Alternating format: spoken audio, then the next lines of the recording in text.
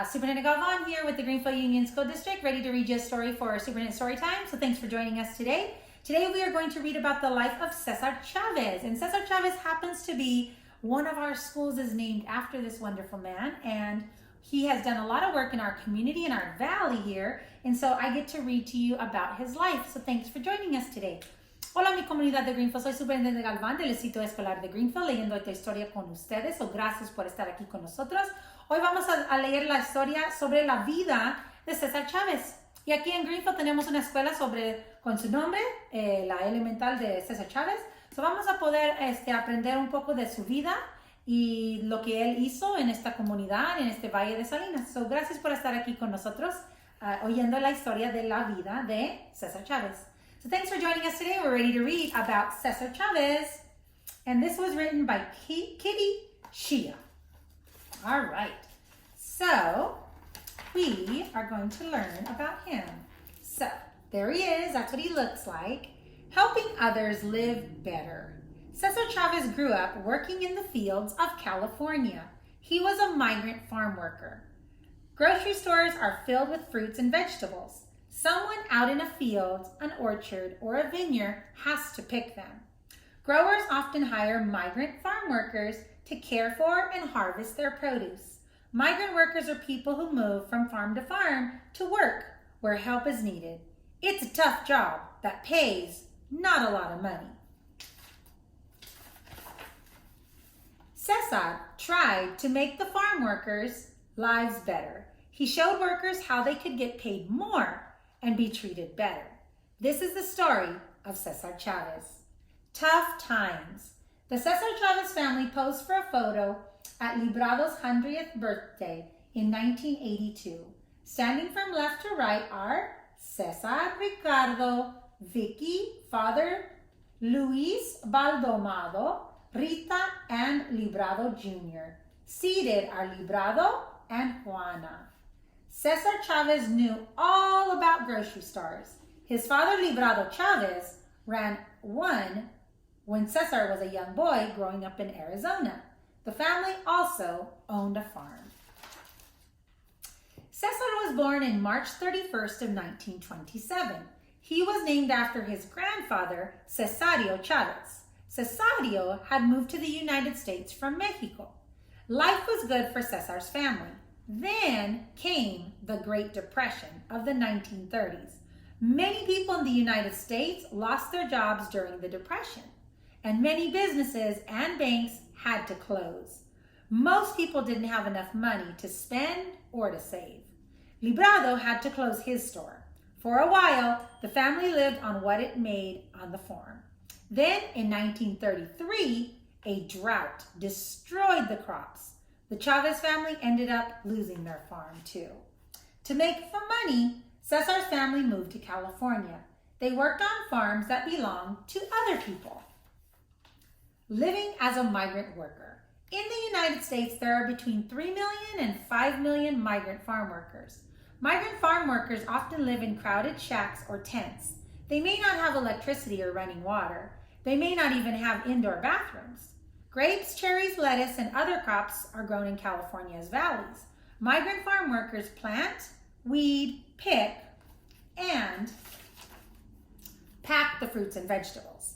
Then the produce is sent to a grocery store around the country. Cesar and his family became migrant farm workers in California. Cesar started working on farms when he was only 10 years old. Children had to work when their mothers and fathers could not make enough money for themselves. Sometimes the Chavez family worked all day and only made $1. Cesar's family moved where there was work. For years, they did not have a home. When they finally settled in a neighborhood, it was considered a slum. Working every day. Cesar went to school in between farm jobs. He didn't like school. His teachers got angry when he spoke Spanish to his friends. Cesar quit school after completing the 8th grade to help his family. His father had been injured, and so Cesar's family now needed him to work every day. Cesar worked hard for many hours at a time. He still had a hard time paying for food, clothing, and a place to live. He didn't think it was fair that he had to work so hard and get so little. Other farm workers felt the same, but small groups of them couldn't do much until they went on strike. They refused to work until the growers paid them more. Usually the growers would say no. The growers said that they could hire other workers to take their place. Then the unhappy workers would have no jobs. Cesar had just about given up on making things better for workers. Then he met a man named Fred Ross.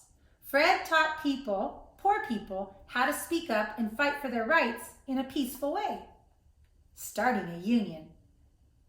Fred hired Cesar to work for him. Cesar's starting pay was $35 a week. It was more money per week than he had ever made. Cesar helped Mexican Americans become United States citizens. He also helped them sign up to vote. Now Cesar was ready to help make their life better and help make the life better for migrant farm workers. Cesar thought farm workers should form one big union. Then growers would have to listen to them. The union would try to get the growers to agree to better wages and working conditions. Thousands of migrant farm workers joined Cesar's union, the National Farm Workers Association.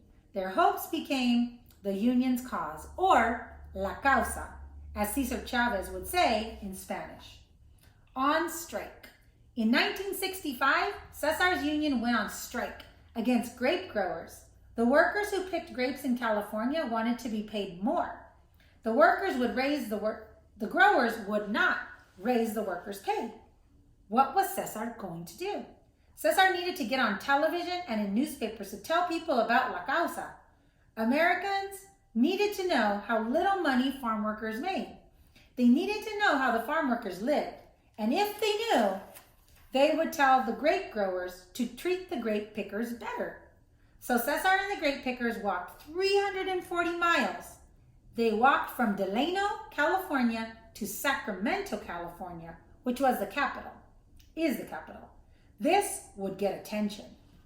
Cesar also asked Americans to boycott grapes, to not buy them. Growers lost lots of money. The grape strike and the boycott lasted for 5 years. In 1970, growers agreed to the union demands. Cesar had finally helped the farm workers win, standing up for what is right. Later in 1970, Cesar had led a strike and a boycott against the lettuce growers. He also spoke against spraying crops with bug killers. Farm workers were getting sick from the poisonous spray. More than once, Cesar went on a hunger strike. He would stop eating for weeks at a time. This brought attention to the problems of the farm workers. Cesar fought for what he felt was right. He never used violence, though. His mother, Juana Chavez, taught him to solve problems by talking. His way took time and patience, but it worked. A hero for farm workers. Cesar was back in Arizona at a farm worker's home when he died in his sleep on April 23rd of 1993. He was 66 years old. Cesar changed the lives of thousands of farm workers. At his funeral, more than 50,000 people followed his casket. They went past the fields where Cesar had once worked. He was their hero. Today, all across the United States, there are streets, schools, and parks named for Cesar. Others keep doing the work that he has started. And that's his timeline. And so how do we know Cesar Chavez so much here in Greenfield is because we not only have a school named after him, but a lot of his work was right here in the Salinas Valley with a lot of the growers. And we also in Greenfield have many farm workers, families that do the work of helping support everyone across the nation and in the international world to receive fruits and vegetables. So thank you so much for listening to me read to you about Cesar Chavez's life today. I'm Superintendent Galvan with the Greenfield Union School District, sending a great big bear hug from our family to yours.